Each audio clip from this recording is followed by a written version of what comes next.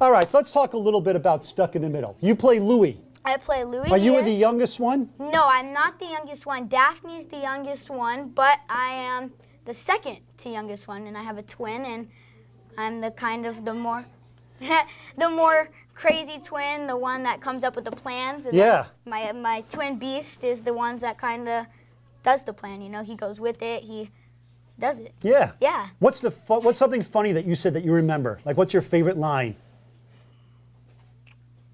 That should have put his ninja butt in the ER. And then I. Yeah. And I flipped the hot dog upside down. My Beast handed me a hot dog, and then I pushed him, and then I got so angry, and I just grabbed it, and I ate the hot dog. Wow, yeah.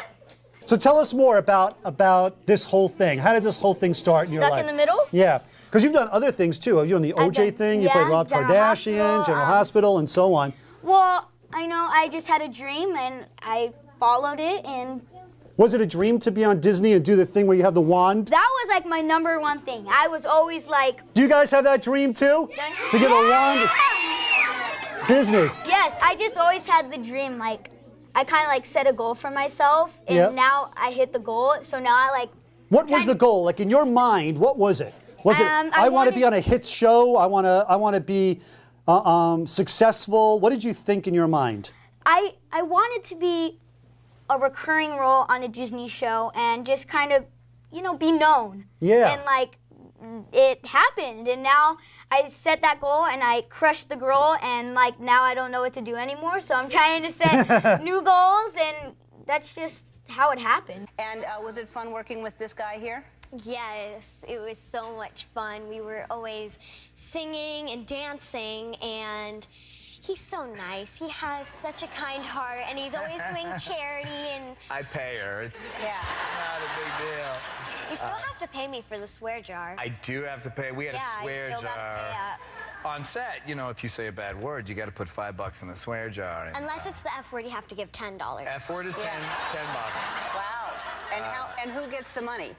I do, and I give it to charity. Oh, good. And although I kept like $5. Good for you. Good. And you rescued a dog while you were there. There's a scene where you go into the animal shelter. Yeah, there's one of the last scenes of the film. There's a cat in the film, and one of the last scenes of the movie, we have to go rescue him, and we walked into the shelter, rescue Fred, and there were all these dogs, and we can do that now. We do that again. Olivia, what was that moment like for you? Oh, it was a mind-blowing moment. There is nothing like Dolly Parton telling me that I'm going to play a young her. Well, Dolly, why did you pick Olivia? Well, because she had that spirit, and I knew she was so pretty, she was going to make me look really good. I wish I'd been that pretty. But I'd seen her, we had gone through hundreds of little girls, and I kept saying, they said, oh, this girl's that. And I said, no, God's going to send her. I'm going to know her when I see her, because she had to have that spirit and that fire, and it, you know, we had to have the same, you know, coloring and all that. Yeah. So when I saw her, I just started crying. I thought, that's her, and she did such an amazing job, and she's just such a pro, and so sweet. And what did you learn from Dolly?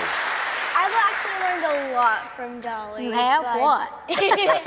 One of the things I mostly cherish is when she told me that to never give up on a dream, and a dream is much bigger than a wish, and you have to really work hard for your dreams. And I know that she started off with nothing but love, and look how far she is now. Yes, you're so sweet. You're so smart. At a young age, did you always know that you wanted to act? I actually didn't. When I was younger, I wanted to be a lot of different things. So at one point, I wanted to be the first female president. Then I wanted to be an astronaut, lion tamer. Like, it was a long list. But at one point, I was just watching TV, and I told my mom, you know, it'd be really cool if I could do a commercial. And she just kind of laughed it off. And she thought it was just another phase. But then after a couple of years of still talking about it, she was kind of curious, like, to see where this would go. So she's like, okay, we'll try it for a little bit. But now I've been doing it for 5 years. So I tell her every once in a while, I'm like, a little bit, huh? Your mom must have seen you had that outgoing personality as a child. Always. Yeah, it's funny because we would go to places like Disneyland, and I would be like, oh my gosh, that is so cool. And all my other siblings were like, oh, look, that's nice. But I bet your mom is happy you didn't decide to do the lion taming thing. Oh, You know? yeah, for sure. Yeah, that was a phase. And Yeah. did you get that first commercial? What was it? I actually didn't get the first commercial, but I got put on a veil, which basically means you're like runner-up. Yeah. Okay. So it was like my first time being sent out by my agency that I had just gotten off of Facebook, weirdly. But that's pretty great. So they just kept sending me, and then I ended up doing like 10 national commercials that year. So they're like, all right, I think we can move you into theatrical now. Very good. Last time you guys were here, we talked about in the open of the show, you fell madly in love with one of our rescue dogs, and you actually took him home and made him your own. And we have that on tape. The first time you met. You want to see it? Yeah. Yeah. Oh yeah, it was such an awesome experience meeting him for the first time. There was a big litter and we just fell in love with him. He was such an awesome pet. Do you remember to get him home for the first time? Oh, it was the greatest experience. My mom surprised us. And you named him? Chappie. Chappie. Well, Chappie is here with us. He is all grown up now. Does Chappie want to come in and say hi to his brother? He's like, wait a minute. There you go. Oh, he's so cute. Oh. So, wow. So what's it been like for you guys? Oh, he wants to go by mom. What's it like for you guys as a pet owner now to go get, he's running off. Chappie's, as a pet owner, the lessons you've learned, the responsibility that it takes. Yes. Yeah, it takes a lot of responsibility. Taking him out, feeding him, doing everything that you need to help your dog in any way possible. Yeah? And does that always go smoothly? Not always, but we've learned to take turns, like feeding him, taking him out to go to the restroom. Yeah. We've learned more responsibility with him in our lives.